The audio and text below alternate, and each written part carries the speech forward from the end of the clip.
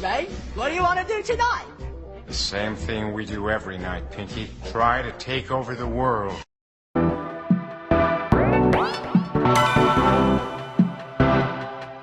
You might think that getting into the IT field is impossible without a computer science degree, but Tech Coach Ralph is here to prove you wrong. Get ready for some jaw-dropping revelations on how to break into this lucrative industry. Listen up, tech enthusiasts!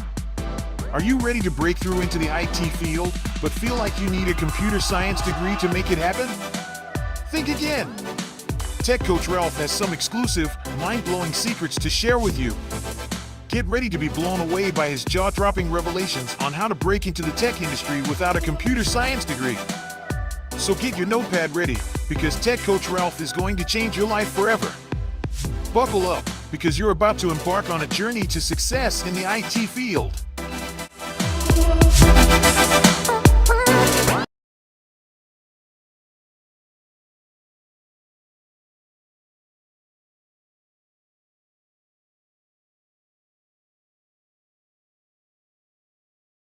Are you ready?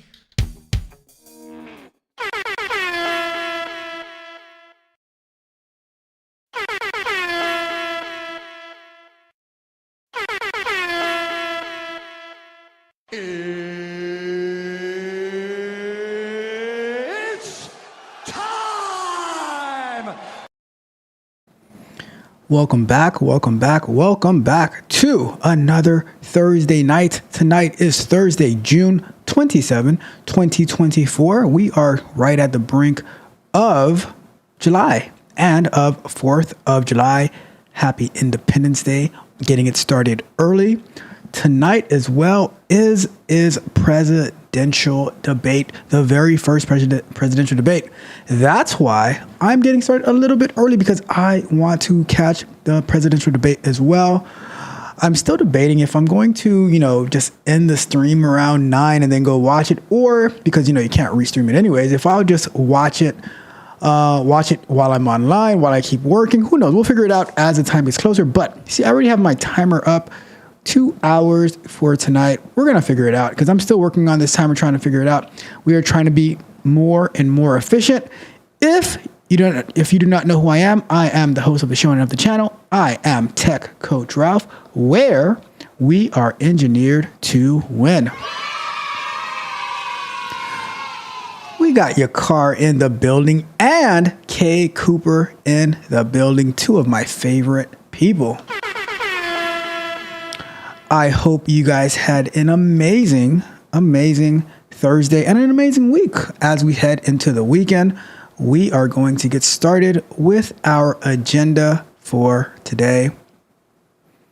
So, first and foremost, as always, I want to say a big thank you to all of the subscribers, the ones who've been with me for a very, very long time, since the beginning, those who are brand new and those who are right in the middle, those who talk in the chat all the time with me and we have a great time, those who watch in silent, those who watch the live streams, those who watch the pre-recorded videos.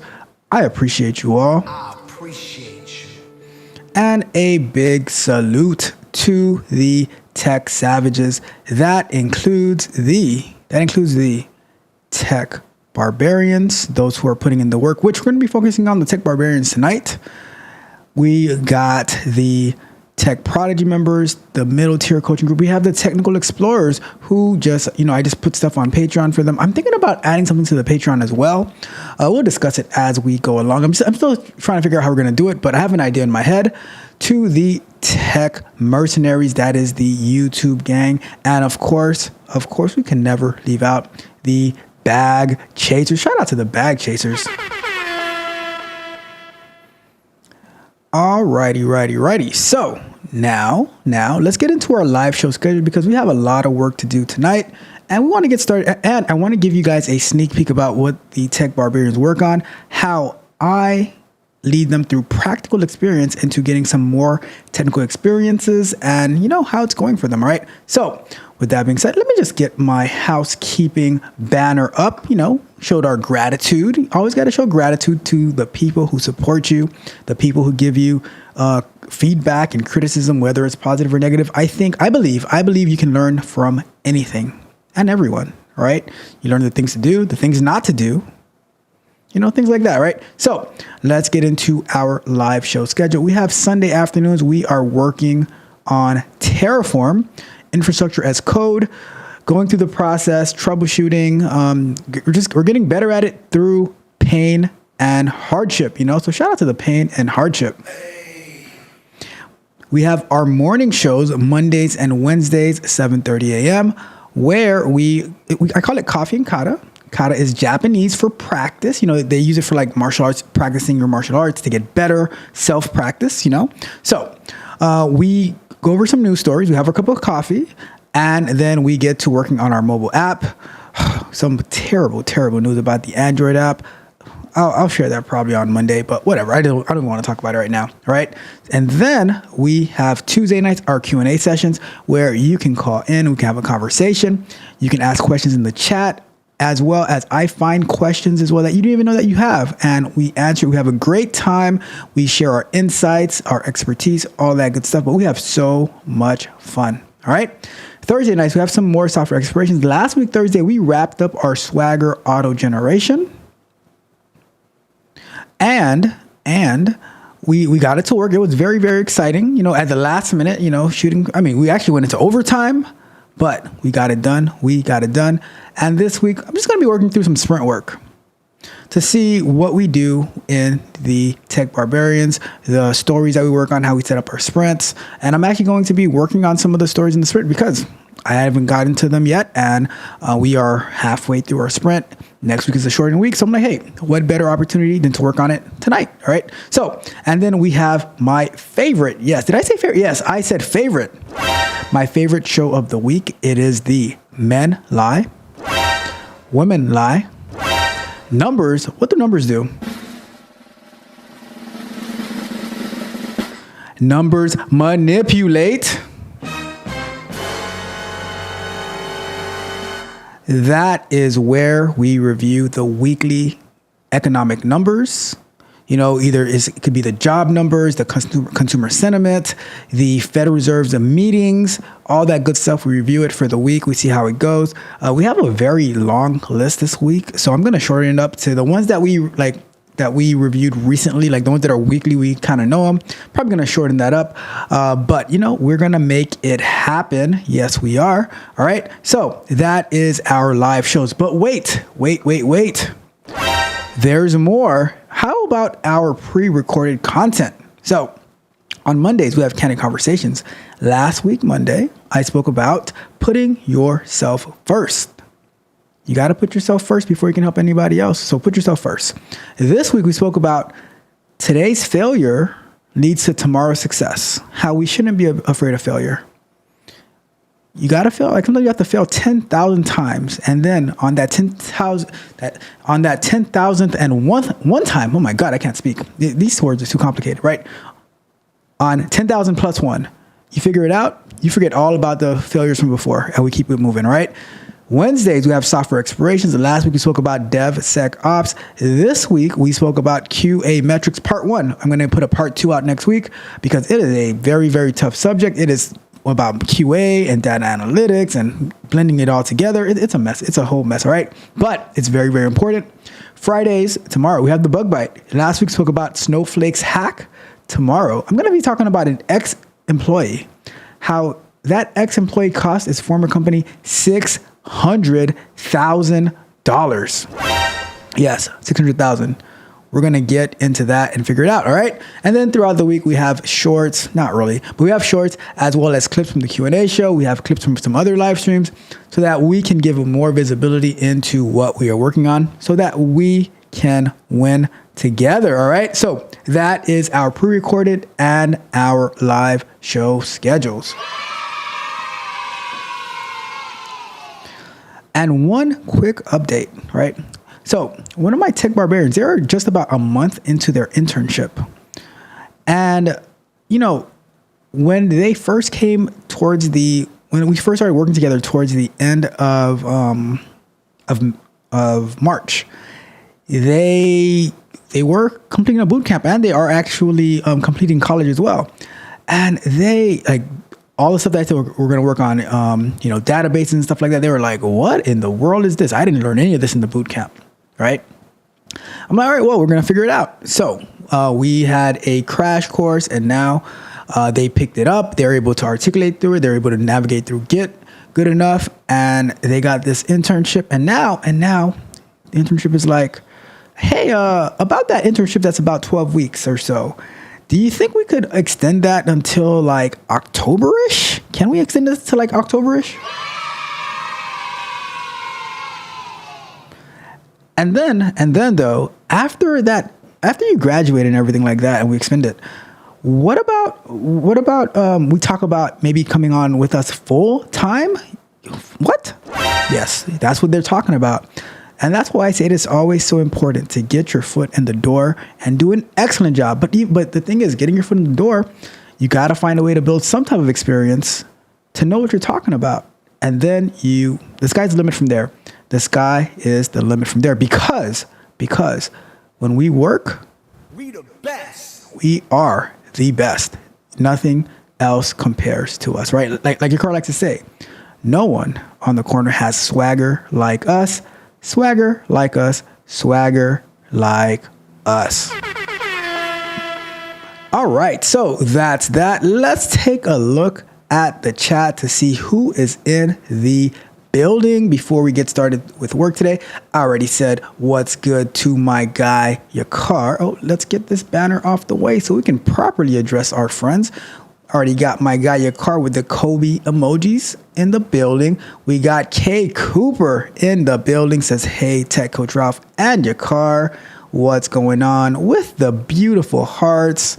That's what I'm talking about. And Mitch, my guy Mitch, says, when Mitch arrives, you gotta no outsiders, everything in-house. What am I saying? Sounds like a different language. Mitch be spitting bars. He's like, I'm new here. We know you're new here, Mitch. We know that you are new, but we are always welcome to have you every single time that you're new. And said, let's see, had to start different since Ralph wants to change times. I can pivot too. The only reason I changed the time today, I put it earlier because I wanted to catch the debate and get my popcorn ready. But I might stay on live and I might just watch it with no sound on and continue working and stuff. We'll figure it out. Yeah, we will figure it out. I'll make sure I do not turn this into a clip though, Mitch, because you'd spell my name wrong. I'm just saying. All right. And Kay Cooper says, bag chasers, we are up. That's what I'm talking about. And let's see what we're going to. All right, we got Telltale Woke in the building. What's up with you? What's going on? How are you doing this fine Thursday night? Today was my super long day. It was the end of a sprint where it's like 3 different meetings today. It's tough, but we made it through. And there was this crazy deployment thing that happened. I'm deploying this code to production, and then everything went haywire. Nothing worked. And then one of the engineers like, well, maybe we could just rebranch it and relaunch it. And then everything started working. I have no idea. I've never seen that before. No idea what happened, but we got it to work. So in the end, we still win. No losing. All right. No losing. Telltale says, just got the 100 days of code yesterday. That's what I'm talking about. We are, and I'll just say it right now. What I'm thinking about doing, right, in the Patreon is probably like maybe the last Sunday of the month or something like that, going to, as long as it doesn't conflict with the Scrum night for the Tech Barbarians, probably doing like an hour of office hours where I'll just be on in the Patreon, and if anyone has a question, they can call in, and I'll just be getting some work done, getting prepared for the week. So that's something I'm thinking about. It'll be posted in the Patreon once I get that started. Maybe I can get started this Sunday. I don't know. We'll see. But for all the Patreon members, keep that in mind. We can have a conversation with whatever help you might need. We'll figure it out, right? We shall figure it out. But shout out to Telltale. And Mitch's debate is going to be funny. They said there will be no audience, all right? And it says, nah, that's your new name. Ralph. I got you. I can live with that. So the plan for today, right? The plan for today. I'm going to share which you guys have seen it before, but I'm going to share the Jira board, show the stories that we're working on this sprint, and then we're just gonna get to work, right? And we'll go from there. So that is the plan. And if you have any questions, just let me know. It's gonna be kind of a fluid night because, it's debate night. It's debate night. Some people love to debate. Me, I couldn't care less about debating because guess what? Guess why I don't care about debating people? Because. It doesn't matter what you think. And that is the truth. I am not going to go back and forth with people because I don't care. Like, I'll take insight and advice and stuff like that. But if you think I'm going to argue with you, if you think I can afford to argue with you, sadly, you are mistaken. But I love to watch a good debate. I love to watch a good debate, especially when the two people who are debating are over 150 years old combined. Bruh. Just saying. I'm just saying. But it's going to be fun, though. It's going to be fun. And you going back and forth with me, what's that called? That, my friend, is called Tech Coach Ralph educating my good friend Mitch.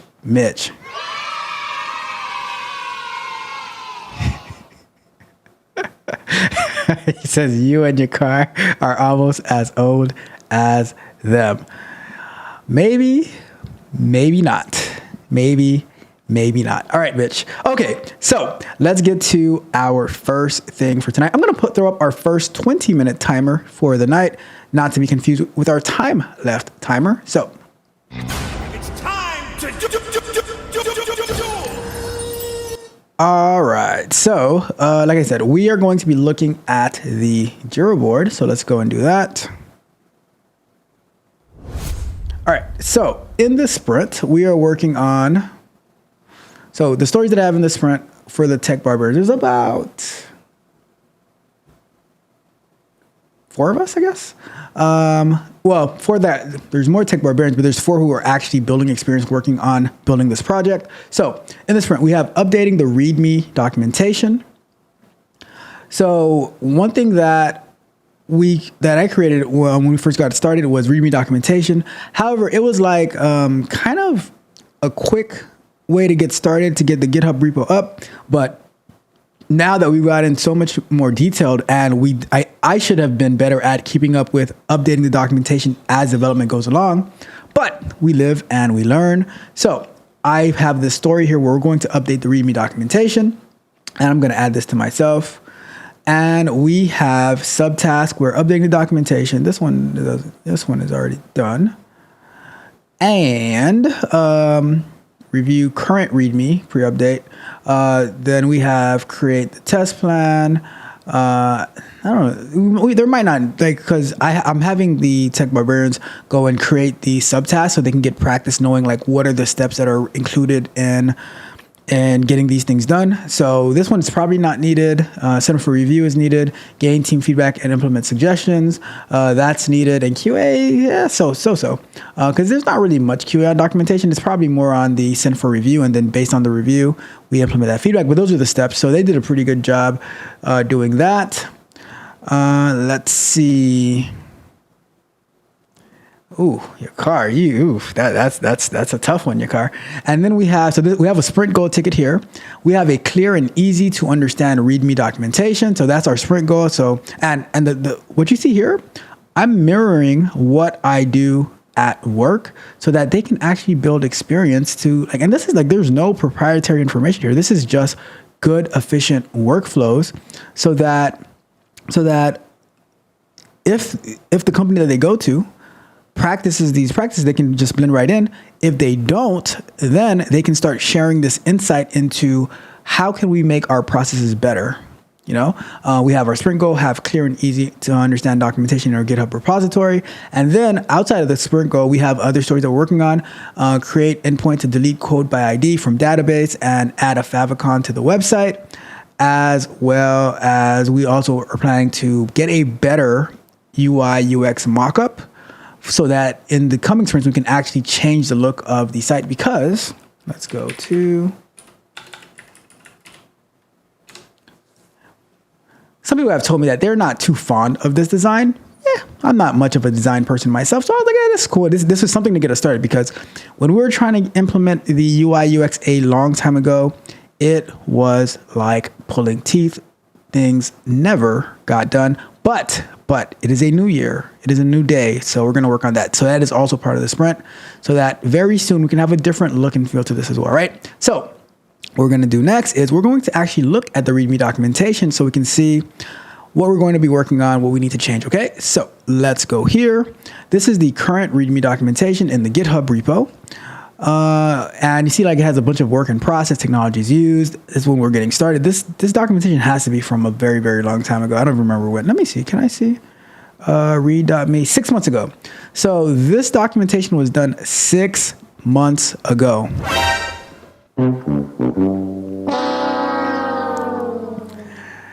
And let's see. All right, so yeah, so we just have to, like, because we still have these technologies, but there's more stuff to add to it. I want to get rid of the work in progress stuff. Everything should be up to date, and then implement into our processes as we continue to develop. Then we also continue to update the documentation, and we should also put a link to the API documentation as well. So when I got it started, I had to put something together for whoever had joined the project. They could actually be able to get started. So there goes how to clone the repo. You could try to clone this, but it's a private repo, so you're not going to get it. Just don't hack GitHub is either. Install dependency. So this is and this is if you're doing it like without using Docker. So you're doing all this.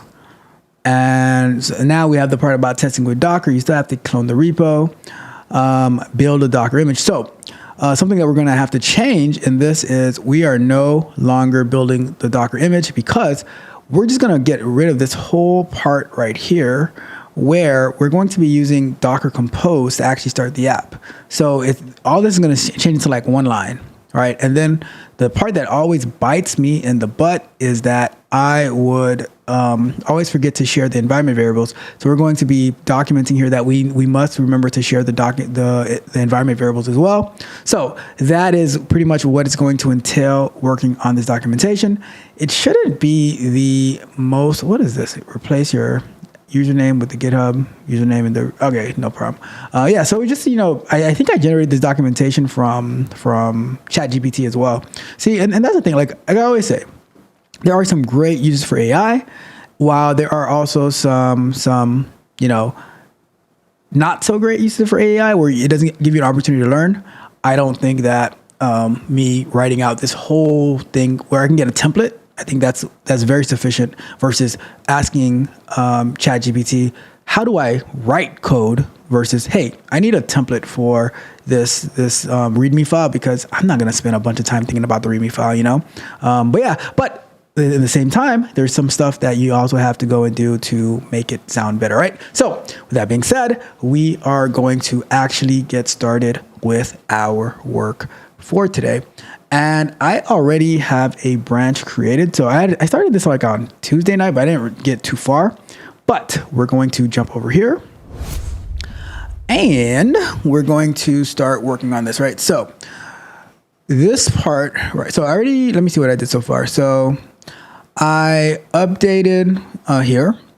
So the technologies used, we have Express, React. Actually, no, React's not being used yet. So I'm going to remove React for now. Probably in the future, but not right now. MongoDB is being used. I'll say MongoDB Atlas. Well, I'll say MongoDB for store. Excuse me, I pressed mute at exactly the right time because I was going to sneeze right into the mic and that would have been terrible. But, lucky for the many mute buttons right here. It was like a boom, right? Just like that. All right. Anyways, so let's see what we got. Let's see. So I'm going to take, so let's do Elastic Beanstalk app, AWS. Let me just put AWS Elastic Beanstalk. And let's say, put the real name, HashiCorp Terraform. MongoDB and MongoDB Atlas. So MongoDB is through, through Docker, but let's say we also using Docker. Containerized Docker and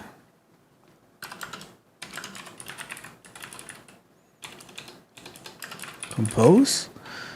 So this is all the technology that we're using. So when you see all this technology listed here, this right here is, I mean, they don't, the Tech Barbarians don't really get much exposure yet to this part.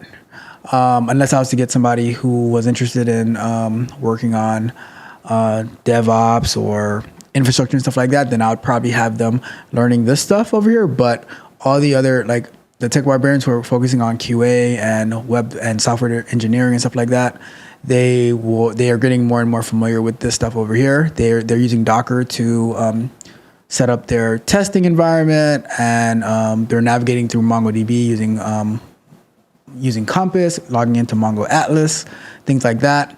All right, so another technologies that we have used are containerized version of the application for testing. And let's see. So, and then the other technologies that I'd say application programming interface, APIs.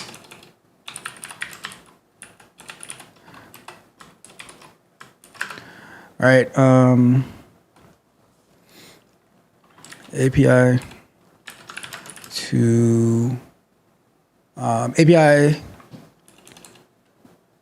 to create, retrieve, and update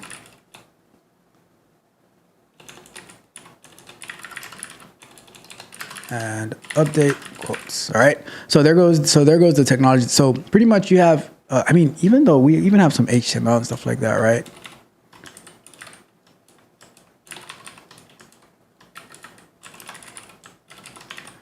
I'm just listing everything so that it's very clear on everything that's being used.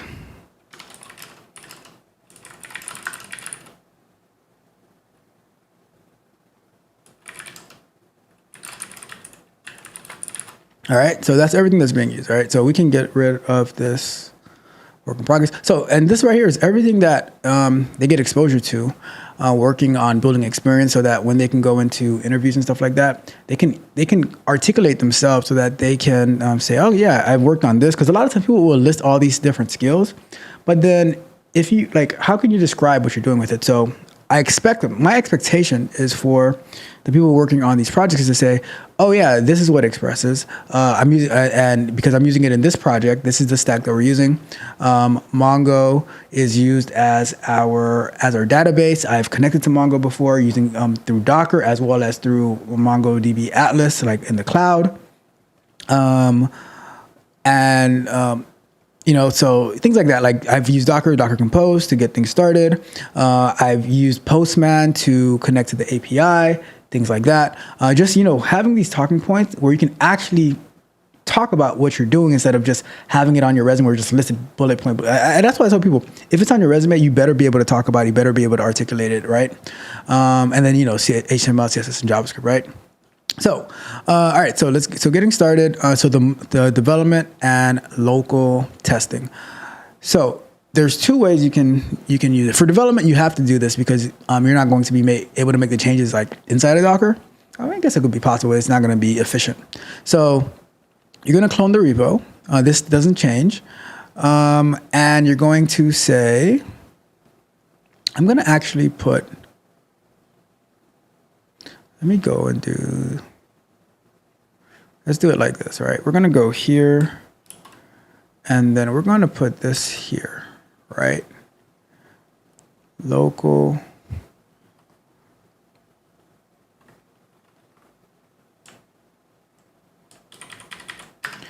local, all right, development and local testing, because I want cloning the repo to be outside of this, right? Oops. Because you're going to need to clone the repo regardless. So then I should be able to remove cloning the repo again, right?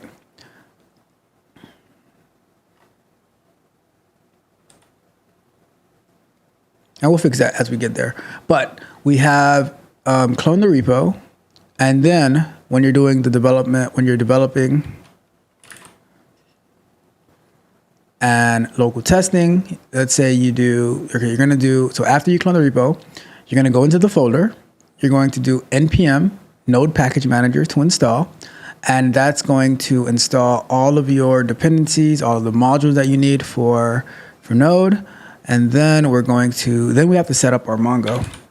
So ensure that you have MongoDB installed and running. Update the MongoDB connection string in the configuration, right? So this, a problem that we've had with this part right here about ensuring that you have Mongo installed and running. The Mongo, if you install Mongo separately from Docker, that one kind of takes over your computer. So even when you're trying to connect to Docker, it's like this one takes. So I would say, I would still say, like, if you're going to be using Mongo on your own computer, it's still better. It is still better to do it through Docker. So even if you are running the application locally, it's not like you're developing the Mongo database. So I would still say use Docker to set up MongoDB. I guess I could write instructions for that as well, but definitely use Docker to, my recommendation. I mean, you could do it this way, but I would definitely recommend to use Docker to do that. That's my recommendation. You can do whatever you want, but that's my recommendation.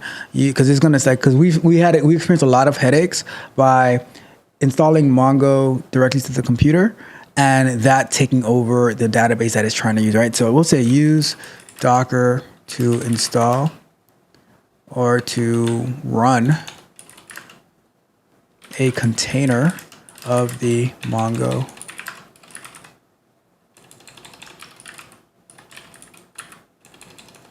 or Mongo.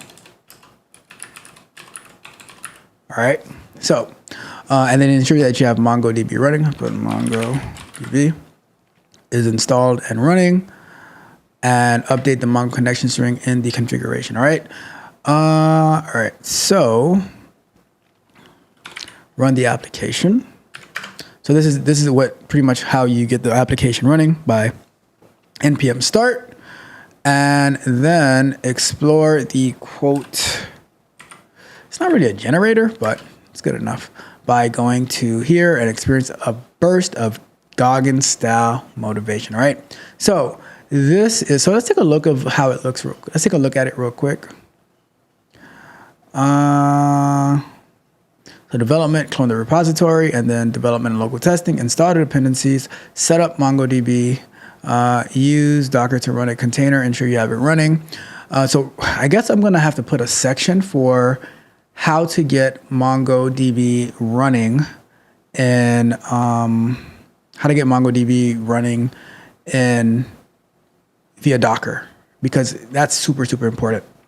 And this might look like it's boring work, but believe me when I tell you, this is one of the most important steps that you can have working on a project. Because if you don't have a clear README documentation, people are not going to know what to do. And one thing you don't want is that when somebody comes into your repo, they're discouraged to work on it because it makes absolutely no sense.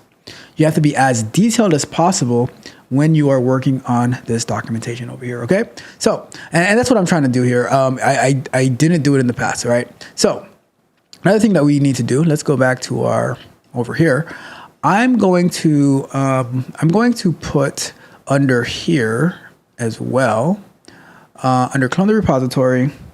Actually, I'm trying to think where the best spot to put it in, because this part is so important, and I probably should call it out before we. I'm trying to see. Maybe here we'll do.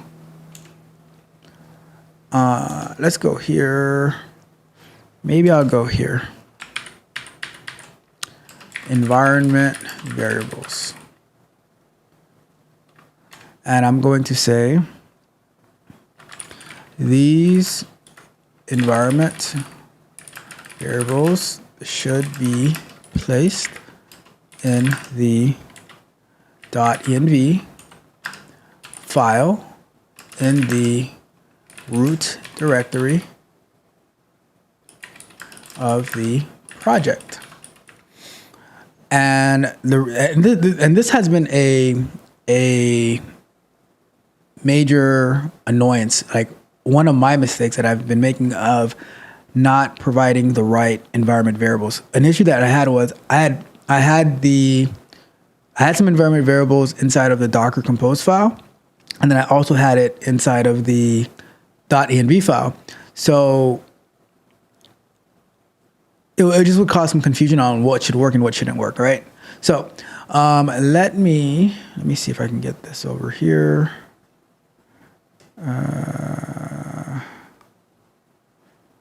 What are these CDs?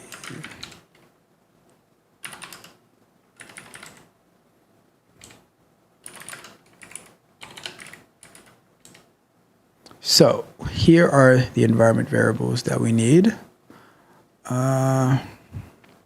Lunch break! Lunch break! All right, so we're gonna go to break. We're gonna stop right here.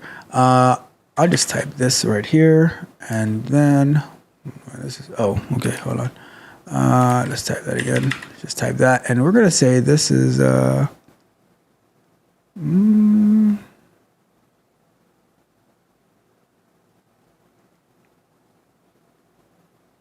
don't think that's anything.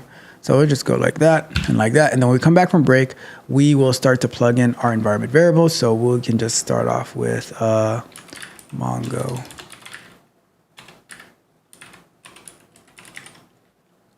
And then we'll go with all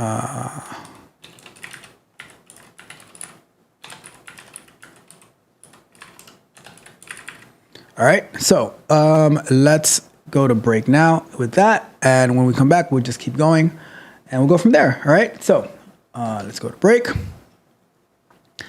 And that was our very first coding block which is, it's more documentation, but it's still very, very, like, you just have no idea how important this stuff is to have proper documentation. Because if let's say you get a startup or whatever, and you're growing your team, you really need to have something that is very clear. For me, I don't believe in working like the wild, wild west until we grow.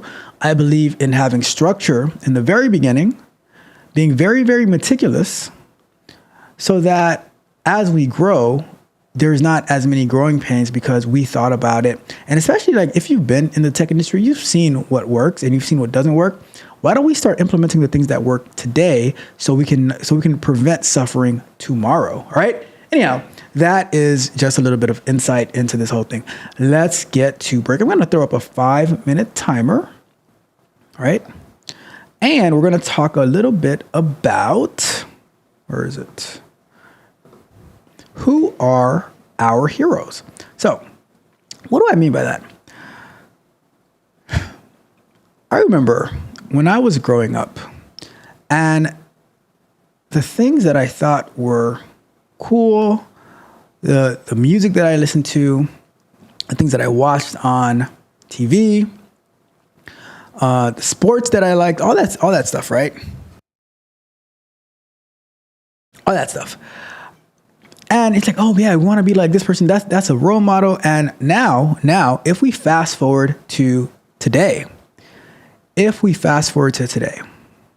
right? Where are they now? If you look at the people who you thought were so cool back then, what are they doing today? it's like they just continue to flow with the trends when you're like, wait a second, wait just a minute. I don't think that's right. I don't think that's cool. Look at their kids, look at their relationships and all this type of stuff. And you're like, man, you might have made some good music back then, but what makes you an authority on everything else? It's with the ability for anyone now to get a platform, which I'm not against that whatsoever, because hey, I got a platform. I remember when I was a kid, I was like, oh, I just want to end up on Channel 7 News one day, not for bad reasons, maybe be interviewed for something, who knows? And now I'm like, you know what? I'll just do it myself. I don't care about a Channel 7 News. I'll just do it myself.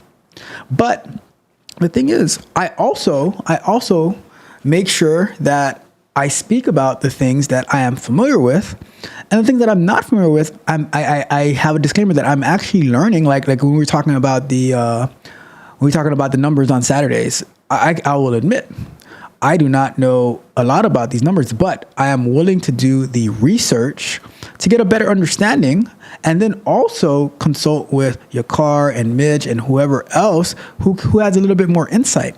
But nowadays we have like these people who, and this might sound terrible, right? This might sound terrible, but we have athletes and rappers and whatever other musicians who barely graduated from high school, middle school, if they were lucky. And then they believe that they are an authority to tell us about everything else, about politics, about money, about who knows, right? Relationships. And because a lot of times we are, by we, I mean as a general collective, we give these people authority because, I don't know, maybe they drive a nice car off of the destruction that they caused, right? So we give them authority to, and because they're popular, we just agree with them for whatever reason. And I'm like, what made them a hero? Because they had some, nice lyrics on a nice beat? Or because they can hit amazing shots, and now they're automatically an authority on. It's like this: when these coaches, or who else is there, NBA players and stuff like that, they give their opinions on politics, and you're like, so. Oh, but this person said this and this person said that. That means like, oh yeah, we're going to rally behind them because they're one of the greatest basketball players ever. I'm like, you can be a hero on the basketball court. That doesn't make you a hero off the basketball court. I don't even know you. I don't even care for you. A lot of people, they are very, I think this might be a Miami thing, maybe a California thing as well. But when they see a celebrity or something like that, they get a little bit starstruck. And down here, we were always like, cool, whatever. Like there's nothing special about any particular celebrity because this is Miami, right? So it's just like, I always wonder, like, why do we elevate people in areas that they do not deserve to be elevated? Get a move on, back to work, chop chop, let's go. Come on, get a move on. Back to work, back to work, back to work. Yeah, so all I'm saying, like, for whatever that given field that you're in, you can be great at it. But that doesn't mean that you're great at everything. See, me, I know my limitations. And that's why I'm like, and that's why one of the best commercials that actually really upset people was Charles Barkley when he said, I am not a role model, which he is 100% accurate. Now, today he might think he's a role model, which definitely not. But he was true, right? When he said that back then, he is not a role model. And I don't think anyone else that you see on TV is a role model either. On TV, on YouTube, whatever. Wherever you see them, TikTok, right? Because you don't know them. You don't know what goes on in their daily lives or anything. That's why I say I just do me and you're going to do you. And for the parts that we have in common where I can help you out and you can help me out, we're going to get together for that. But who are our heroes? Like Yakar said, it's his father, which that I definitely salute.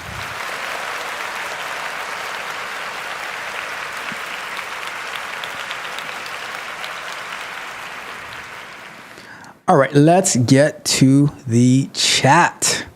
Let's see what we got. So, Yakar hit Mitch back with the I'm old enough for the mom and young enough for the daughter. Wow. And Mitch says, I thought you were talking about my mom for a second. You were about to catch these hands. Yeah, I remember from your, okay, trivia time. Listen up. What movie is this from? What you say about my mama? Because I feel sorry for your mama. What you say about my mama? What movie was that? The clock is on for trivia time. Let me know what movie that was, all right? So, Yakar says, it's an expression. I'm from the South with diamonds in my mouth. What song is that from? From the South with diamonds in my mouth. I don't talk about people's parents. That's awesome. Unless it is a compliment to the person's parent, because I think compliments are very, very necessary, because you know what? Parents, especially like the good ones, they don't get enough praise. We always talk about, which in a way we're elevating the bad parents, but we need to elevate the good parents a little bit more, a lot more. Okay. But yes, got it. And Yakari said, close call for that. Yeah, that was a close one, because it's like, as I'm going, you got to know how to multitask, how to be quick on your feet, even if you're sitting down. All right. And Yakari says, my dad is still my hero and he will forever be your hero. All right. And says, back then they didn't want me. Now I'm hot. They all on me. Mike Jones. That was a pretty good song, I must say. That was a pretty good song. He's probably a total idiot, but that was a pretty good song, I must say. And your car says, Cardi B is not, I repeat, Cardi B is not a role model. I would concur. And Future is not, I repeat, is not a role model.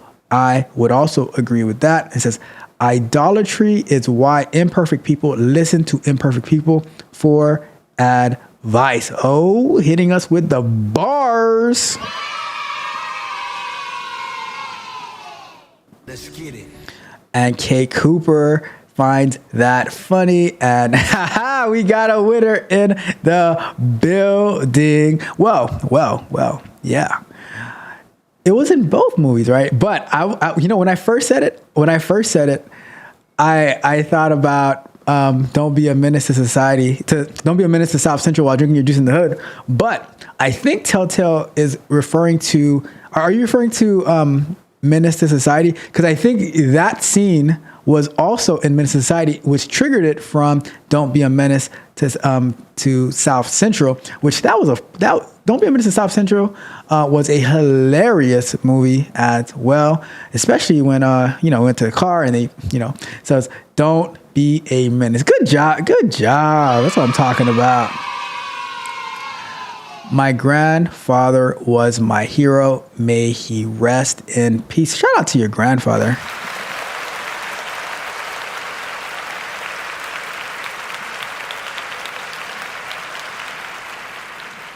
See, we celebrate awesomeness over here. So anyone that needs to be highlighted, I am the first one to highlight them and say, you know what? We the best. We are the best. All right. And Mrs. Minister. It was because it was what was his name? Okay. What was his name in Minister Society? Because I believe in Don't Be a Menace, it was Loke Dog, played by our hero Marlon Wayans.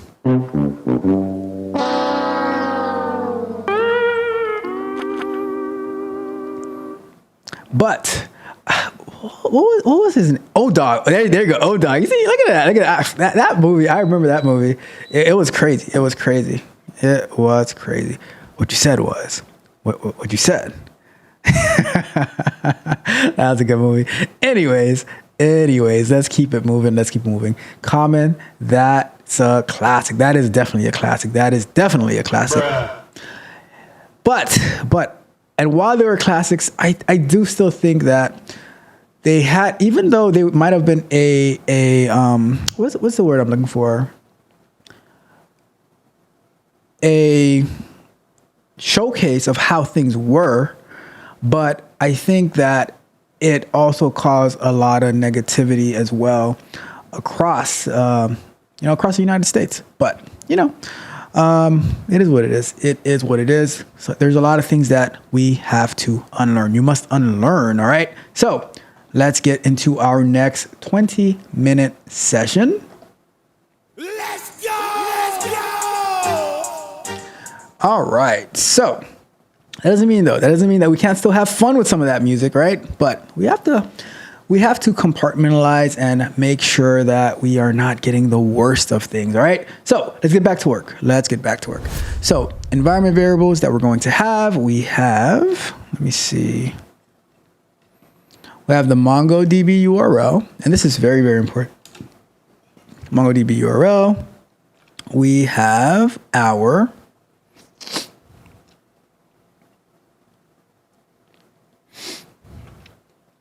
so, and this one right here, right? If we put, so I'll put this for now, but it really depends on how you pass the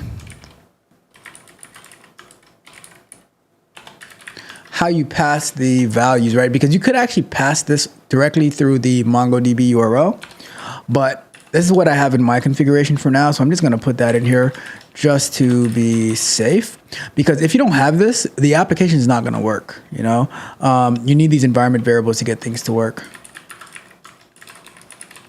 And you need to put the respective environment information in there. So let's go with collection name and name of, I should use dashes instead, hyphens. And let's go here, name of MongoDB database collection. And you don't want to put the actual values in here because that's not information that you want passed into your GitHub repository. DB name.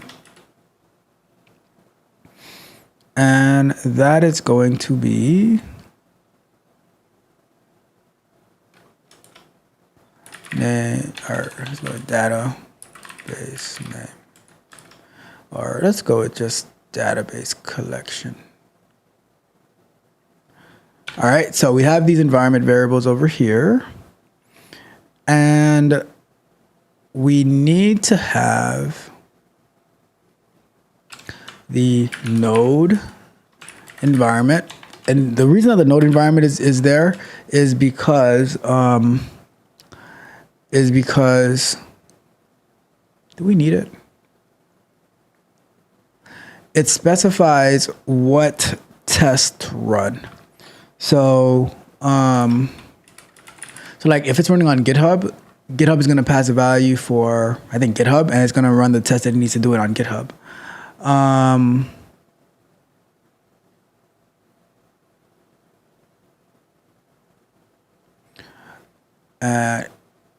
Your car says $ equal value is the pass-through. Is that the pass-through? So is that the pass-through for in an environment file though? Because I'm not 100% familiar with the environment file. So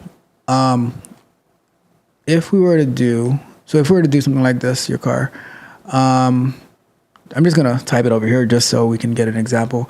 But if we were to do MongoDB URL equals, could you do something like Let me see how that would work actually.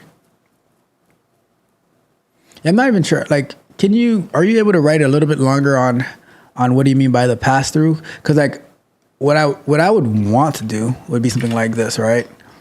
Not even sure what I want to do.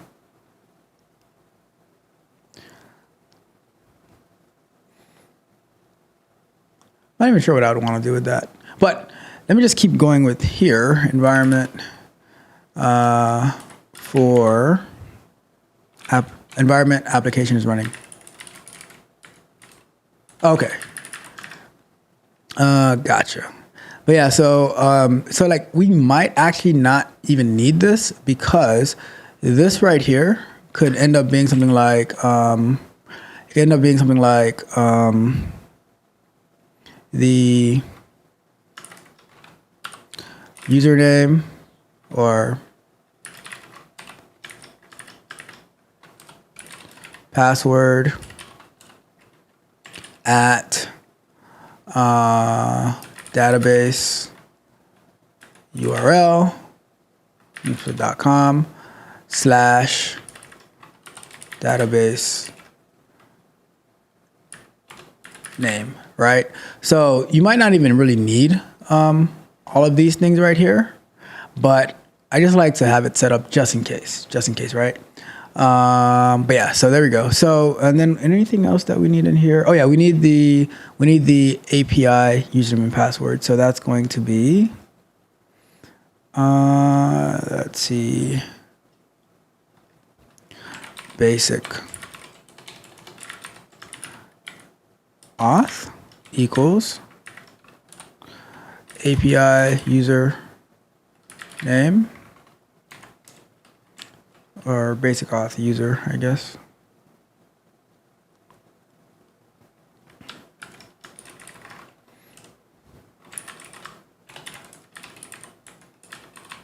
And eventually we're going to change this basic auth to something better where like the user can authenticate and stuff like that. But just for now, just so we can get something up and running, be basic auth password.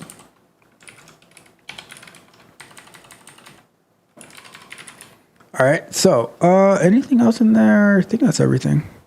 Yep, so these are probably not needed over here, but it's still good to have them. And you know, if I determine that it's not needed, then we'll just completely remove it at some point, right? But there we go. So that is our environment variables. Let's take a look at it, see how it looks.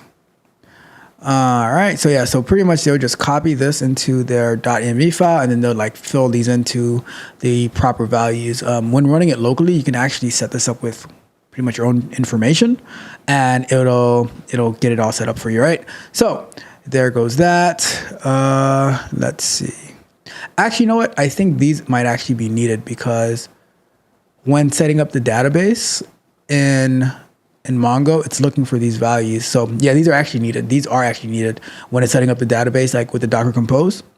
It's going to be using that. So yeah, so let's go with that. Maybe one day I'll actually go through, maybe I'll do a standalone video where I go through the Docker Compose file so that we can see what's actually in it. But yeah, so we have this. Let me go back to over here, and we have, so this part is done, and we're gonna say local testing, set up Mongo. And so we're going to add a step right here to, so this is going to be 2, and it's going to be add environment variables. And we're going to say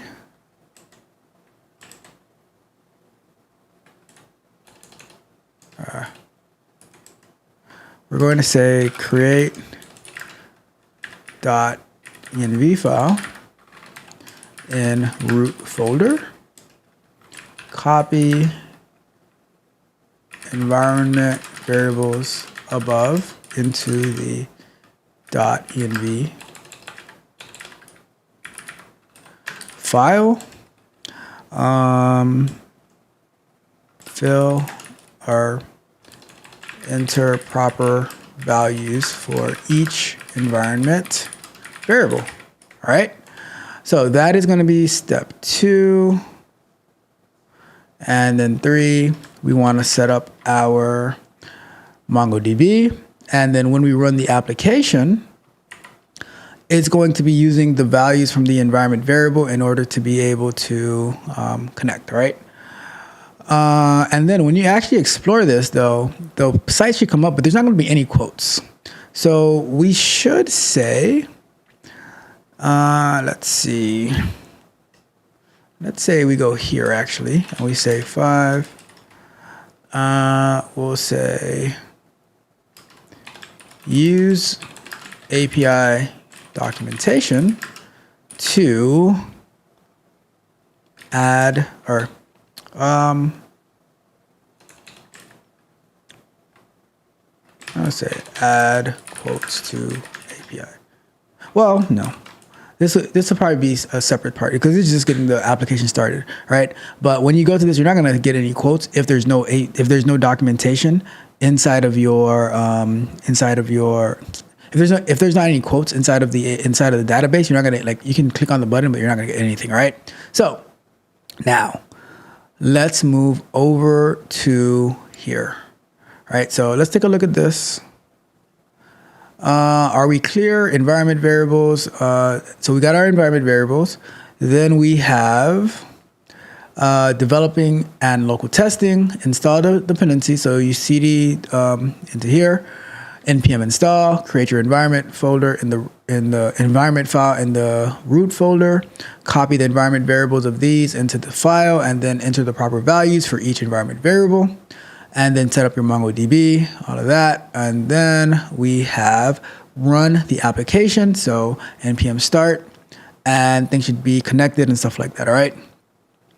So next section, testing with Docker. So when we're using Docker, I think this should get an extra layer. All right, so I'm just gonna have this be straight up as starting the application with Docker Compose.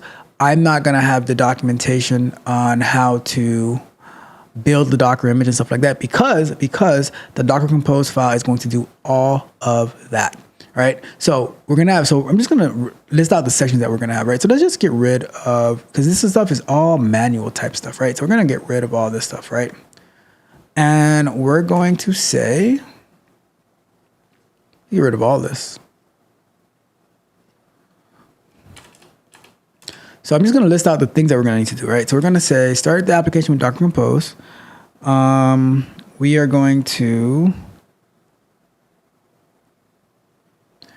start the application with Docker Compose, and we are. So you don't even start the application yet. So we also need to testing with Docker. So let's say we have a step 1 over here, right? And the step 1 is going to be the same exact as this one.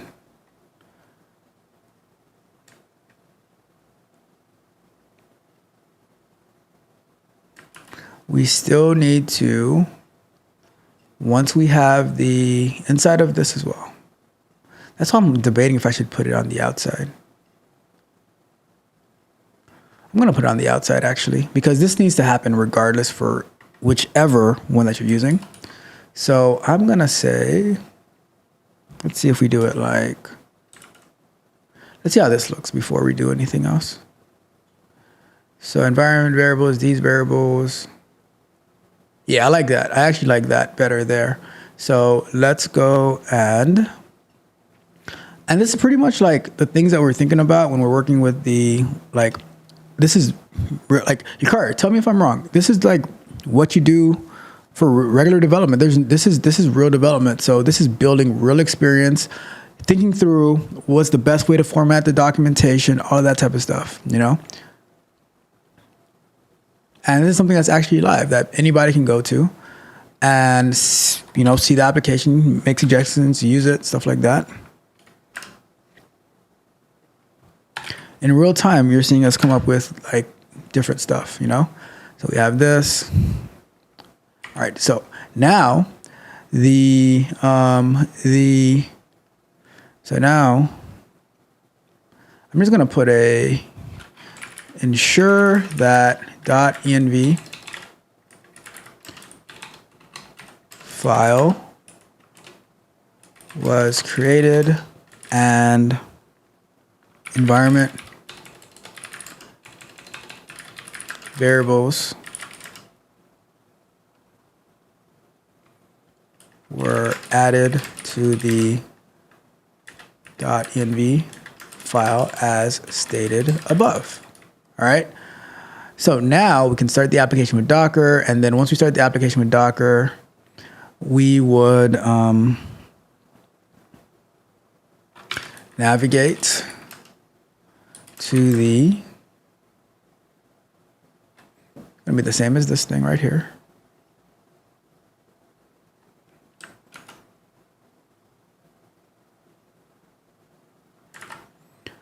And then if we were to, oops.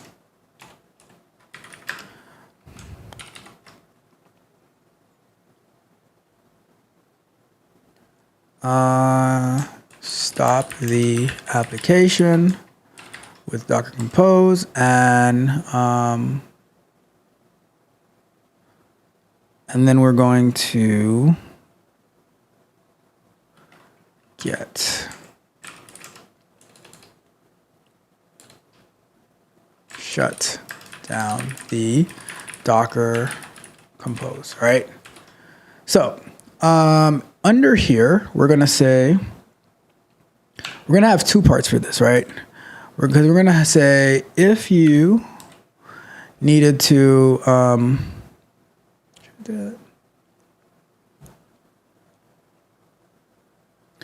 so let's say,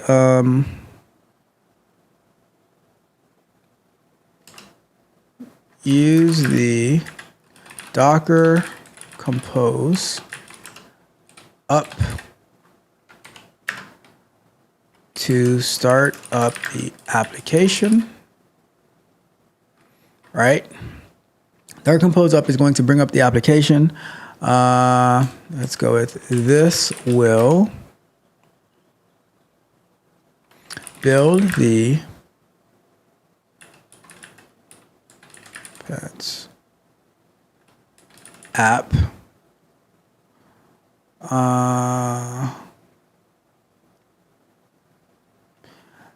Docker image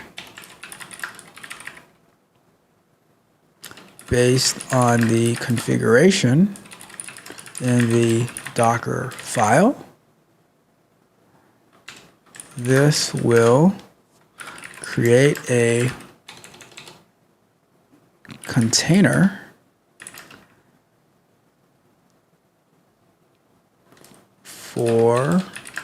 from the MongoDB image.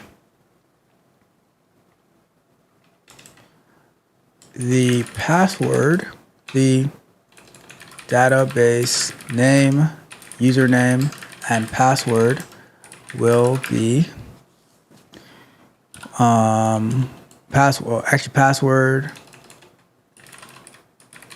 and collection will be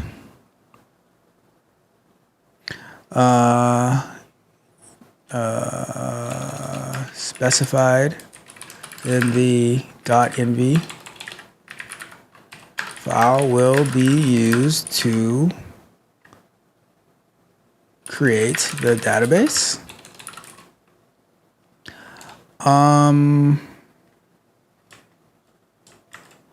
And then this will create a container from the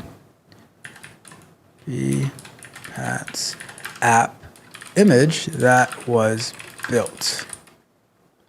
And a disclaimer here is that the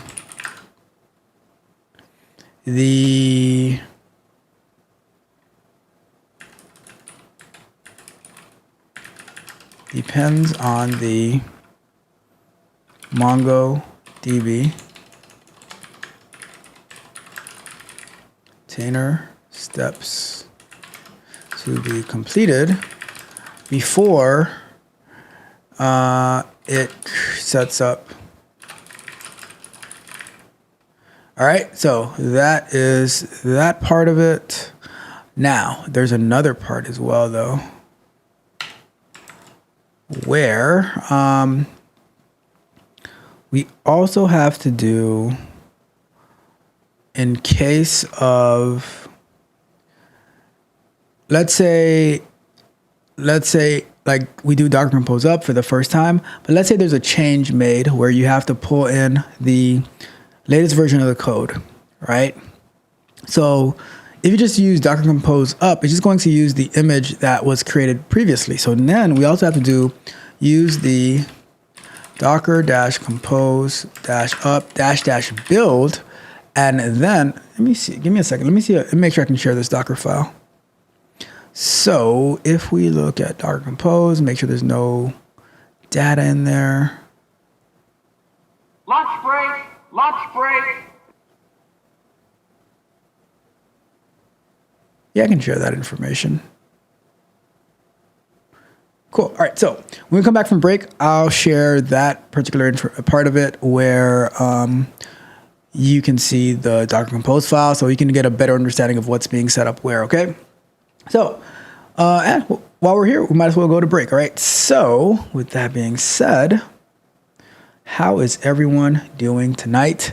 We are about 35 minutes away from debate time, presidential debate, the first one of 2024 elections.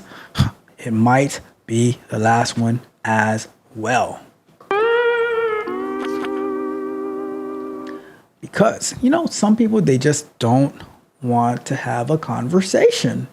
But we'll see. Anyhow, let's get to our next topic for our break time.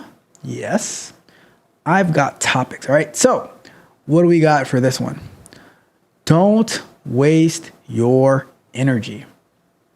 All right. So let's put up another 5 minutes on this one.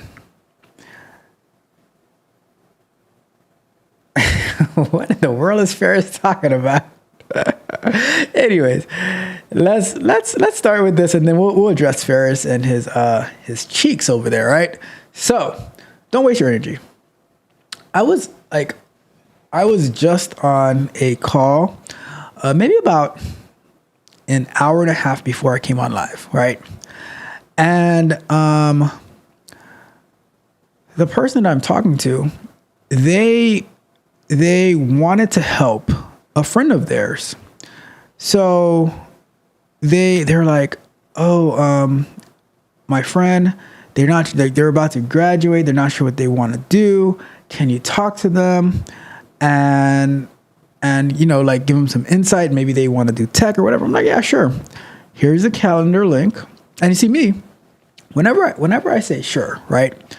Every time I say sure, it's pretty much a test, right? Because I want to see if people are actually going to do what they say that they're going to do, or if it's just talk. Because, a lot of people, they have impressive talk.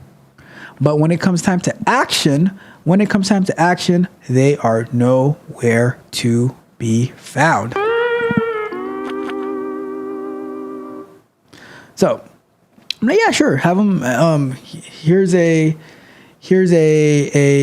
link to the calendar. I'll speak to them for 15 minutes and see what they're talking about, and we can go from there, right? So, so they had ended up booking a meeting, but then they canceled it, and they said that they had a bunch of stuff to do, like school or something like that, right? And then and now talking to the person I'm talking to, they said, yeah, you know what? And I asked them, like, so how's your friend doing? And they're like, oh my God, like I'm so, whatever. And I said, but it's a good learning experience, because a lot of times we want more for other people than they want for themselves, right? And me, I have to, like, I'm so much better at it now, but I'll see this with so many different people, like my wife included. Like, she'll want to help people so much, but then what ends up happening? What ends up happening when they want to help people out so much, right? They take the most advantage of you possible. And that's why I don't waste my energy. If you want me to do something for you, then you have to, you have to pay me. You know, you got to run me my money. Money. Or you have to show or add, maybe I should say add, but you have to show what are you willing to do. See, energy, as well as energy and time, those are things that you can't get back. Very, very expensive. Time is money, right? Download the time cost calculator in the App Store, in the iOS App Store. Pretty upset with Android right now, right? But download. See, I might have to make the switch, Mitch. I might have to make the switch, right? But anyways, I digress. Like your time, your energy is super important. You can be focused so much on seeing the development of others when they really don't care about their own development. Or you can focus on what you have to focus on. And then the people who rock with you will follow.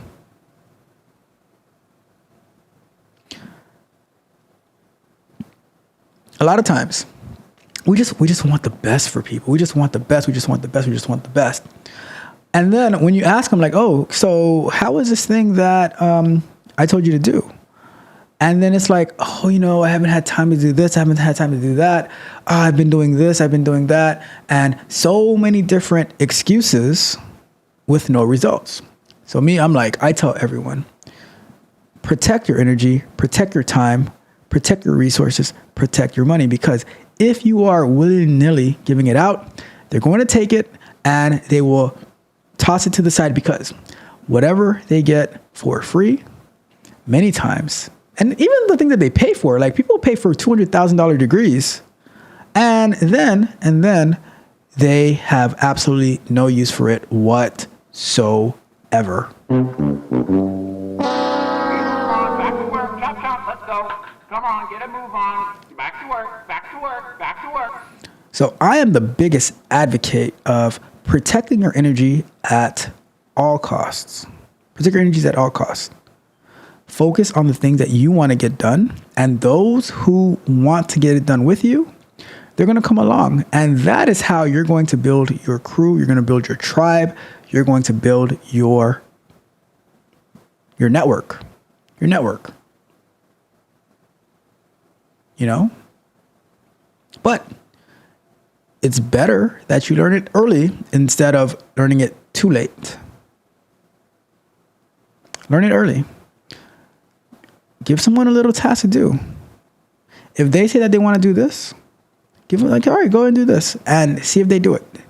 See how long it takes them to do it, and move accordingly. But your energy, your time, your resources, they don't belong to anybody except to you. And if you have plans, if you have dreams, if you have, well, you know how I feel about dreams, you have goals, then focus on those. And naturally, those who are going to in the same direction as you, they're going to jump on board and you're going to do amazing things together. But for everyone else, they don't matter. I don't see them. Right? As John Cena says, you can't see me. All right?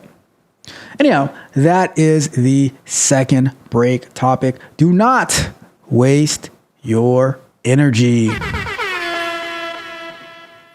All right, so let's check the chat real quick and we will get a move on it. Let's see what we got. Anything new? No. All right, so we have Ferris in the building, says late because Sweet Cheeks taking up my time. Actually, no, I meant this one. What in the world are you talking about, Ferris? What in the world are you talking about? And Ferris says, good topic. Thank you, Ferris. Thank you. And salute to you as well, Ferris. Welcome in. And Ferris says, I'm the same now. I send my Calendly link and see if they bout it or not. That's how you got to do it. That's how you got to do it, Ferris, because your time is valuable. See, now that you're working like 10 jobs, being the good Caribbean that you are, right? And you're still, doing your learning for your tests. Is it what, CISPP or something like that, or CIS, whatever the acronym. You cybersecurity people have so many different acronyms. It's like that stupid ISTQB, right? Like, give me a break here. Nobody uses that. But you're studying, you're learning Python, all this type of stuff, and people are like, hey, do you think you have time to do this? I'm like, no. I'll be quick I'll be quick with a no. I'll tell anybody no. Nope, not happening. All right. And Ferris says, speaking of the calculator, it shows as time cost calculator when downloaded. You should remove the underscores and use capitalization. Yeah, I noticed that as well. I thought it should have, but I'll fix that. I have to find out where though. It's kind of annoying, but I'll figure it out. But yes, thank you. Shout out to that. See, Ferris is trying to get into QA. I salute you, Ferris. I salute you. But thank you for that. And we say, Ferris says, don't waste your energy. Tell that to sweet cheeks. All right. CASPCISM at the moment. All these acronyms, I can't keep up with it. Anyways, let's get into supposedly our last coding segment. But, we'll see as we get closer to 9 o'clock. I'll see what we're going to do.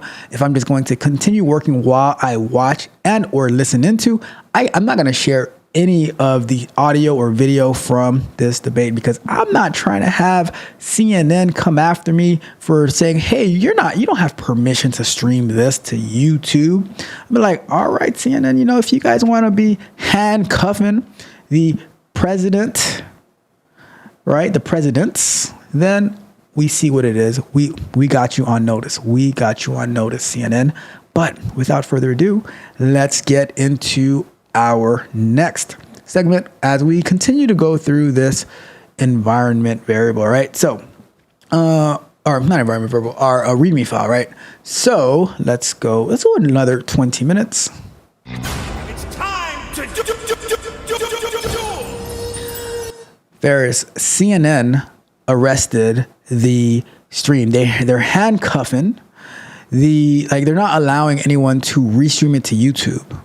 So you have to, either watch it on regular TV or watch their stream, but you can't restream it. So that means you can't really do that live commentary or they will give you a copyright strike. And I'm not trying to lose my channel for these 160-year-old people. Nope, not happening. Not happening. All right. So let's get to it. We are here. So the Docker Compose up -- build, and this is the Docker Compose file, right? So I guess we can run through this real quick. So we're going to be building, so these services, right? The service is the app that it's building. It's going to be using the Docker file, and this is the name of the image that it's going to create. And this is the command to start whatever's in there. Look for the .env file, running it on port 3000. It's going to depend on, in order for this to be done, it's going to depend on MongoDB service right here, right? And then it's going to create a network, or it's going to join the network of quotes network, and it's going to have an external link to the Mongo, to this right here, right? So when you're connecting to the I should actually add that out, actually. Yeah, I'm going to add that to here because we need clear documentation. All right. So we're going to say, and then here's where the MongoDB is getting started. It's saying the image to get is the latest Mongo image, right? The container name is going to be poopypants-MongoDB. And it's also going to be putting it on the quotes network, right? And then the port that it's going to be exposing on the container is going to be port 2717, the external port and the internal port. So you're going to map like your computer port to the internal port of 2717. And here is where it's going to be setting up the database stuff, right? So this is going to be pulling from the environment file, right? The .env, and let's see. And then it's going to be creating a volume, this is the volume that it's going to be storing the data to. Let's see here. And this is the script that it's going to be running to, set up the collection and stuff like that. All right. I don't remember. Actually, I don't think so. But I was trying to remember if it actually creates any data in there, which we could actually have it populate some data, I guess. Let's see. Let's take a look real quick. Let me see here.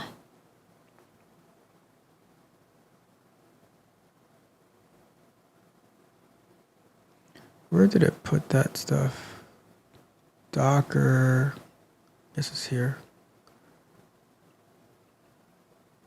And it just creates the collection. So yeah, we could add it here to like populate some data into it, but I don't know.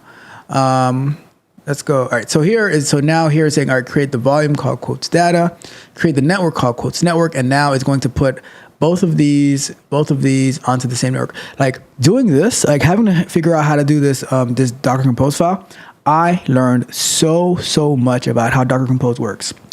And that's the thing where I always tell people, get started on something. Stop just sitting around saying, I'm waiting for an opportunity. I'm waiting for an opportunity. Nobody owes you anything. All right. I'm saying it again. Nobody owes you anything. Nobody. So you have to do it for yourself. And I even tell people, right? Go after you learn this stuff, create a video showing what you learned. Post it to LinkedIn. Like Ferris said he did. I think, was it not the Terraform that you did. It was the first project that you streamed, right, Ferris? And you posted out on LinkedIn, and that helped you get interviews and stuff like that. When Ferris goes into these interviews, he's able to share the different things that he's working on. He's like, let me just show you my GitHub. And he's walking them through. He's telling them a story about the type of work that he did, all right? So just having to do this, like I've used Docker Compose in the past, but I've never created my own Docker Compose file. So now I'm so much more comfortable with this because I actually did something, Same with the Docker file. Having to learn how to create the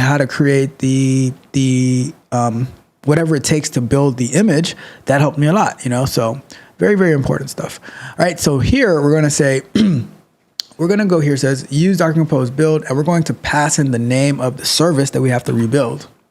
Because what happens is, let me do it like this. We're going to say,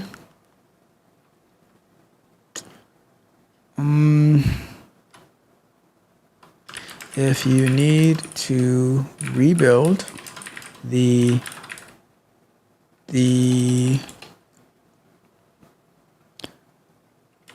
image of the application, and I'm just going to put this right here in quotes because this is very important, right? If you want to rebuild it, then you want to use Docker Compose up build and then the name of the servers that you want to build, right? And that should get the show started. So now you can explore, you see this stuff. So stopping the application, we're going to use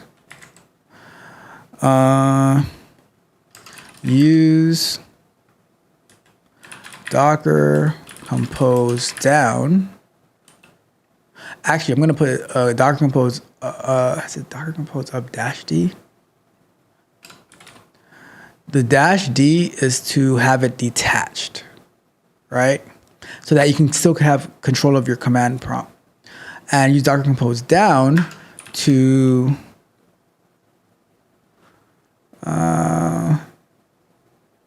I think that's it, right? Stop the application.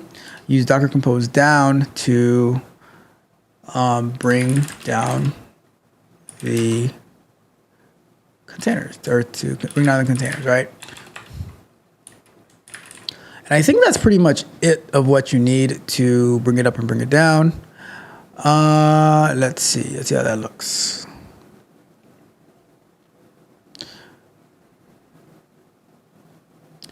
If you need to rebuild the image, then use this right here and all of that. So, and this would be like the Docker Compose up would be like, let's say you already built it and now you're like testing between a couple of days, but you don't want to keep the image up or the containers up all the time because that's taking resources from your computer. So you come in, you do Docker Compose down. You don't need to rebuild the image, so you just do Docker Compose up, and then you start the application. You continue doing your work, your testing and stuff like that. You're done. Docker Compose down, and now let's say we're working on a new story where there's a new version of or a new branch of the application. Then you're going to do Docker Compose up -d for detach, and then -- build for is it -d though? I'm trying to wonder if it's Docker Compose -d up, or I'll check. I'll take a look at that later on. That's not a big deal, but yeah. So we got that, and then exploit the application. Now the next section we're going to add is let's say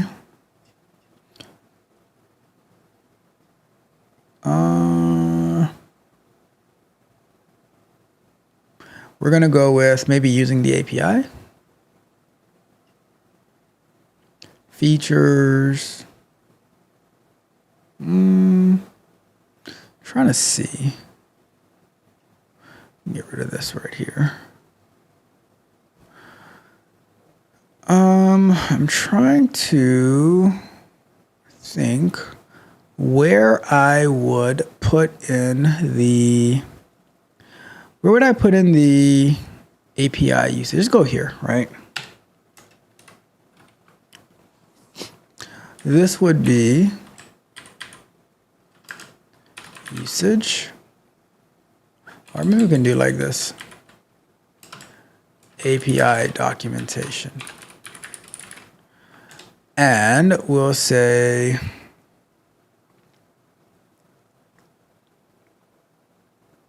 use the API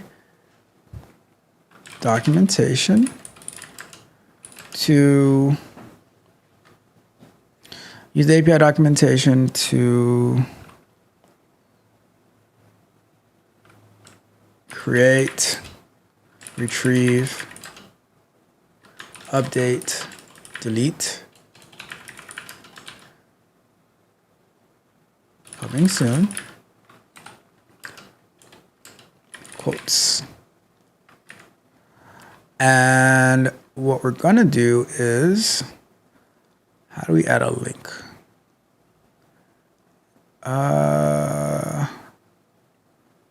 How do you add a link with? So now let's do some research real quick. We're going to say, let's go to the other screen. Markdown. What is this? Markdown cheat sheet. Let's look at this cheat sheet. And we want to do a link. So we're going to do title, and then in parentheses, we're going to have the URL to where we want to go to, right? So if we go to back over here, this is a very, I'm gonna add this to the documentation, because that's a very useful link, and I'll drop it in the chat too in case, because anyone who's using GitHub should be writing their README file. So I'm gonna drop that cheat sheet into the chat so that anyone can pick that up. All right. All right, cool. So let's go to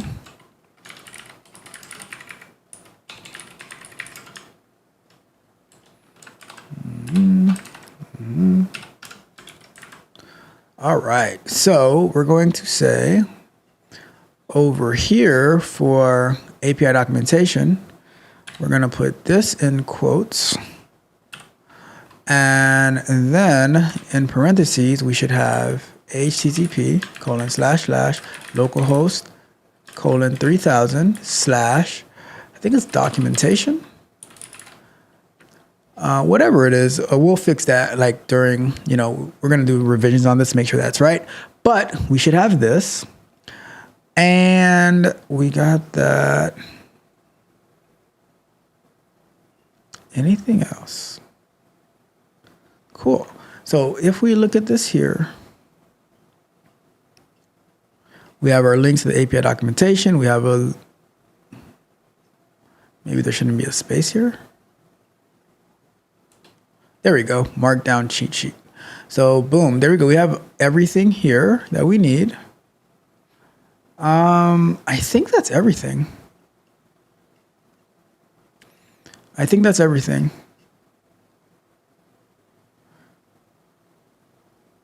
Now we're going to push this up to GitHub.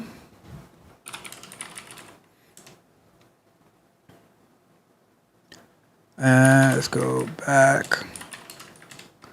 Git commit. So this is the thing I'm always talking about. You have to learn about Git, about how to push stuff to GitHub, how to commit, how to add, how to create a new branch. Very, very, very important if you want to excel in tech, right? So git commit, and we're going to call that README file. And we're going to say M for message, and says made updates to the README.md file to have clearer documentation. I should also make a deployment checklist.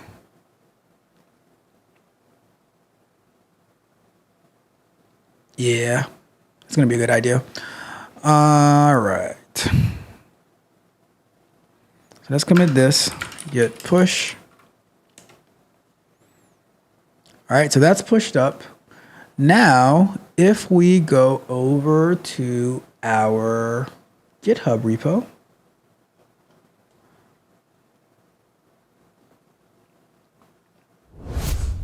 we have the README file is up there. We're going to do a compare, do a pull request. And I like to name this PPQ247 for the name of the story. And updates to readme.md file for clearer documentation. Right? And then our description is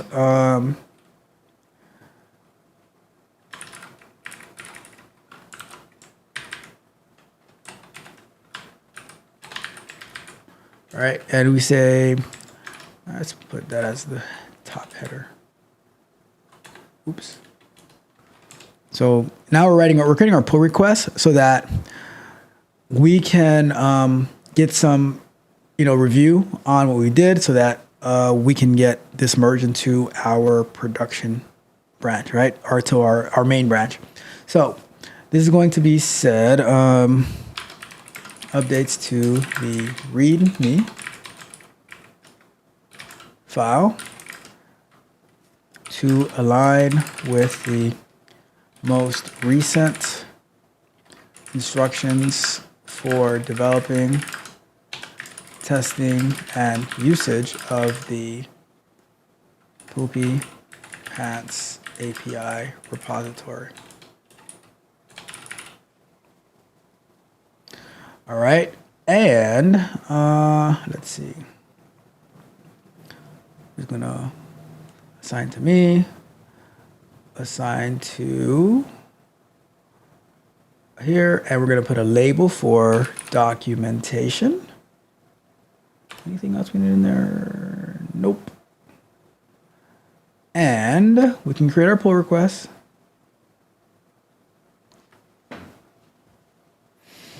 And there you have it. There you have it. And I just got a notification on my phone from the GitHub app that a pull request was created. If we look here, we see the files changed. But I think, like usually when you're comparing the code, this is a good spot to see it in. But for a README file, I would probably be looking for, and we have our checks running where we're going to have our test running. But where I would say this is probably the best spot to see it in, to see all the changes that were made, right? And so now, oh, what are these over here? So there is, see, and that's why you always have to test your own work as well. So this right here shouldn't be here. So we can go back and fix that real quick. That is, go back over here. This one right here. That little booger. Let's go to Where is that one? Let's see here. Where are you? Right. Where is that one? Developing local testing.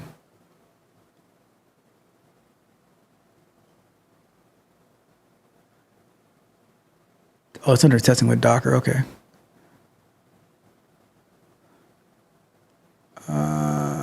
Testing. There you go. Why was this will create?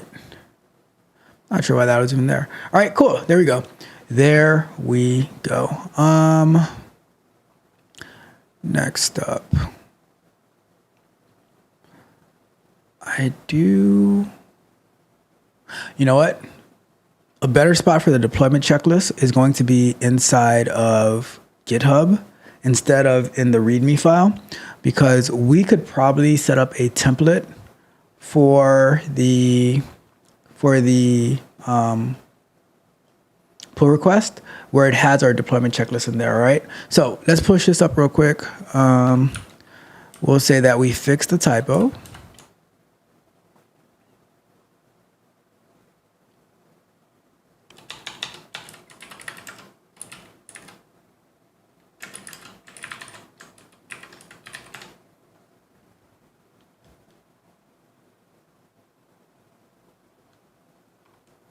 All right, so this gets updated. Let's see.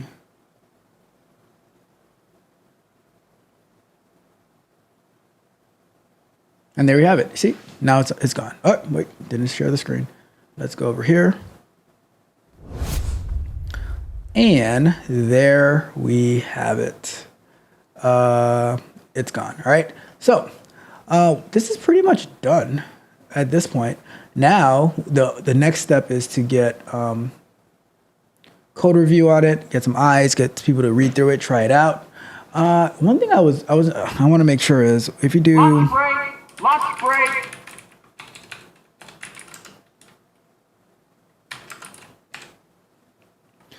Docker image and compose.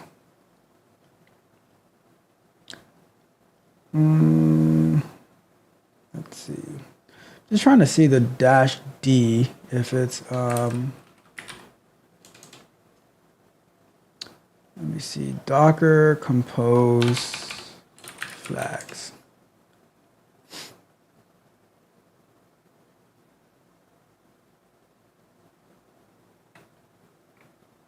So if we do Docker compose, it would be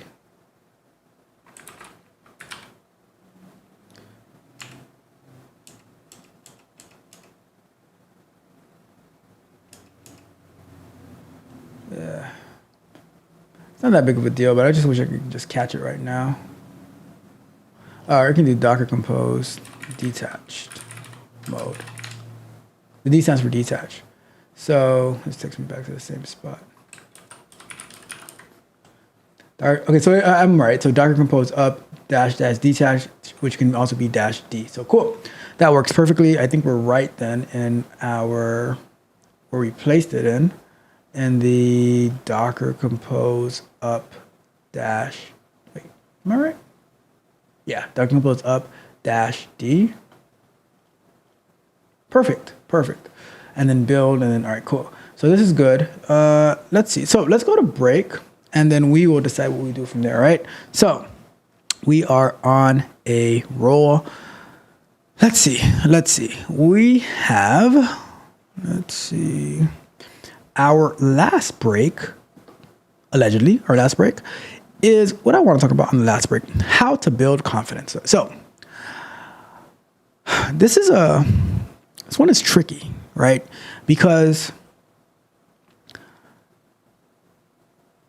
I think a lot of times people get the whole debate, for lack of better, speaking of debates, there's a debate going on between arrogance and confidence and humbleness and stuff like that. And I think a lot of times, let's put it like this. Haters, right? Haters will say, oh, that's arrogant. But the winners We the best. will say that it's confidence. And you know me, I always rock with the winners. Let's put a 5-minute timer up. I rock with the winners because if you can back up what you're saying, then I think you have permission to be confident. If they want to call you arrogant, guess what? What do you think happens if they want to call you arrogant? If they call you arrogant, you have two responses. The first response is, It doesn't matter what you think. and after they call you arrogant, you also hit them with a, You should know your role and shut your mouth. because if you've worked so hard to build up your skills in order to get to where you are, to be able to figure out these complex things, like someone like Mitch, right? Working in data analysis and science and engineering, like my guy, Mr. Lott. Shout out to Mr. Lott.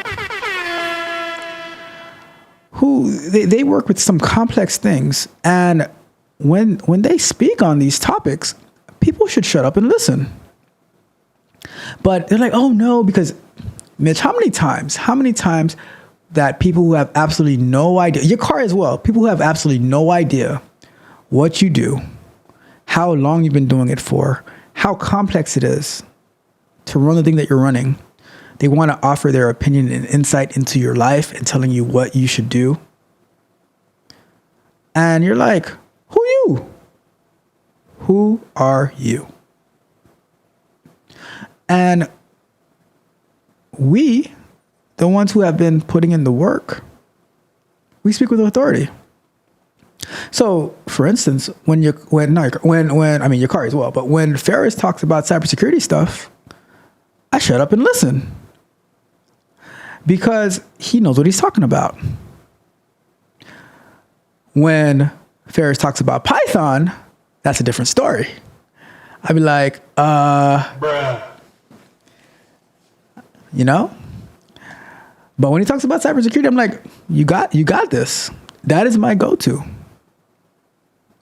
Victor Williams Jr., another one, my go-to for like cybersecurity type stuff. Because they put in the work, they put in the effort, they put in the time, the dedication, the investment. So I'd say the first way to build confidence is to actually do the work, get your hands dirty, stop being passive, stop hoping. To me, I don't live off hope. I don't hope something happens for me or to me. I put myself in the position to get it. Now, after you do the work, right? After you do the work, after you know what you're talking about, you're able to showcase it, then you got to talk about it. You have to talk with the knowledge, with the confidence that I know what I'm talking about. I asked one of the people that I'm coaching today, because they lack a lot of confidence, I said, what do you see when you look in the mirror? See, me, I believe in that you have to dress the part as well. You have to look the part of what you say that you are, of what you want to be. If you dress, for lack of a better term, like a loser, if you always have a sad face on, or you're always in that woe is me mentality, then how will you ever get confidence that way? Right? Junior, we are going to be watching the debate soon as well. Do not don't think I'm going to be here. I'm going to miss the debate. I'm going to jump on that in just a little bit. But, we're going to be wrapping it up. Maybe I'll keep going while I'm listening to the debate. If you guys want to hang out while you're watching the debate as well, it's up to you. But about confidence, it's all about actually getting your hands dirty. See, we like to have these nice, clean, soft hands, but we should aspire to have hands like Mitch. When Mitch says you're going to catch these hands, it's because he has confidence in his data analytics skills. when I first started jiu-jitsu, I didn't know what I was doing. Absolutely no idea. And now I'm confident enough to say that. Get a move on, back to work, chop chop, let's go. Come on, get a move on. Back to work, back to work, back to work. I'm confident enough to say that now I just know more, a little bit more, not much more, but a little bit more than the nothing that I knew when I first got started. And I have a little bit more confidence that I can be able to share different, like with people who are less experienced, some people who are even like as experienced, who have like the same rank. I'm like, oh, looking for this little detail right here. Look for that little detail right here. Paying attention to detail. And now stand up with confidence, stand up with pride in your knowledge. If they let them say whatever they want to say about you, because they are not us. Because We the best. all right, we are the best. And once you start to accept that we are the best, then there is nothing that will challenge you, that will stop you, because the sky's the limit. The sky is the limit, all right?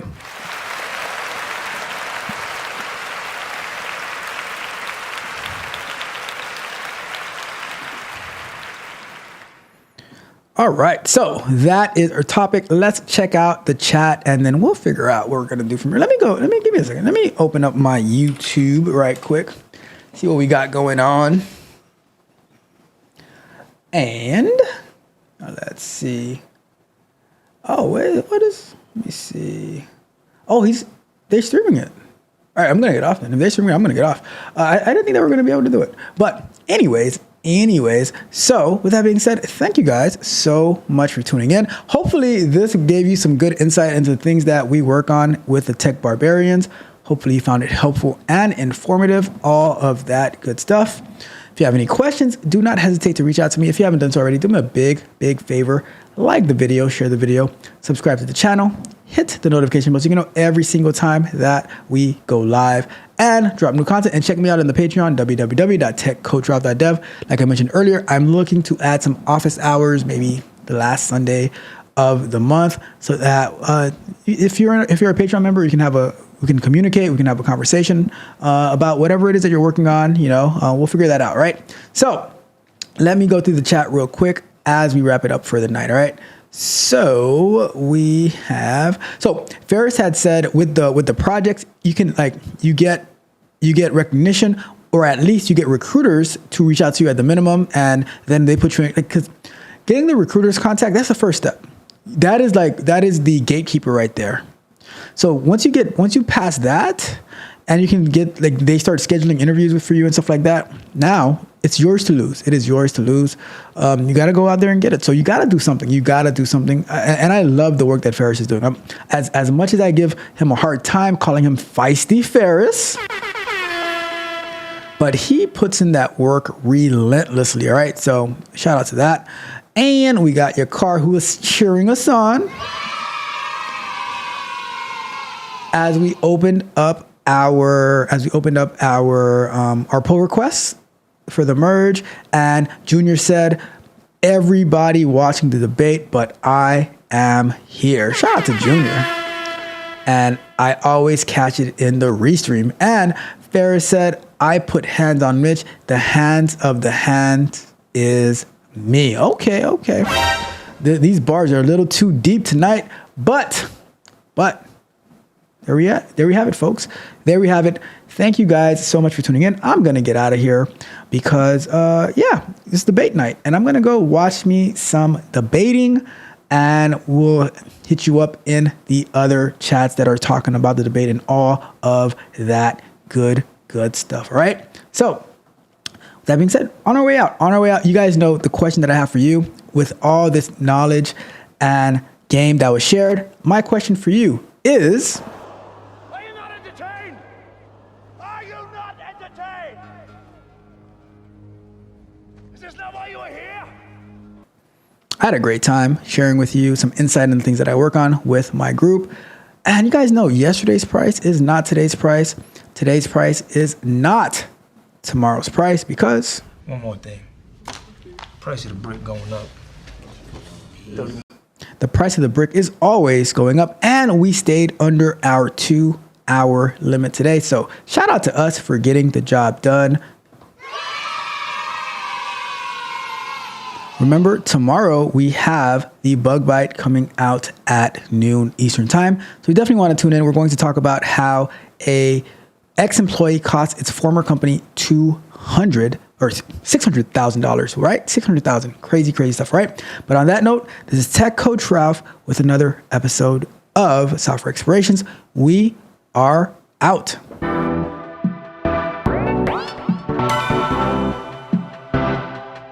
You might think that getting into the IT field is impossible without a computer science degree, but Tech Coach Ralph is here to prove you wrong. Get ready for some jaw-dropping revelations on how to break into this lucrative industry. Listen up, tech enthusiasts! Are you ready to break through into the IT field, but feel like you need a computer science degree to make it happen? Think again. Tech Coach Ralph has some exclusive, mind-blowing secrets to share with you. Get ready to be blown away by his jaw-dropping revelations on how to break into the tech industry without a computer science degree. So get your notepad ready, because Tech Coach Ralph is going to change your life forever. Buckle up, because you're about to embark on a journey to success in the IT field.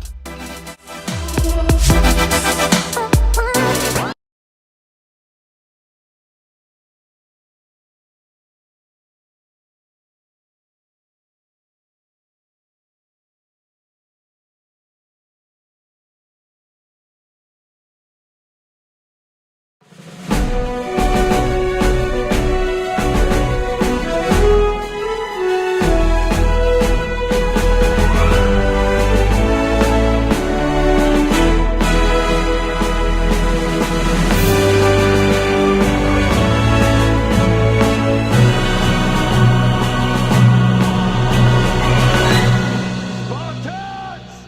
What is your profession?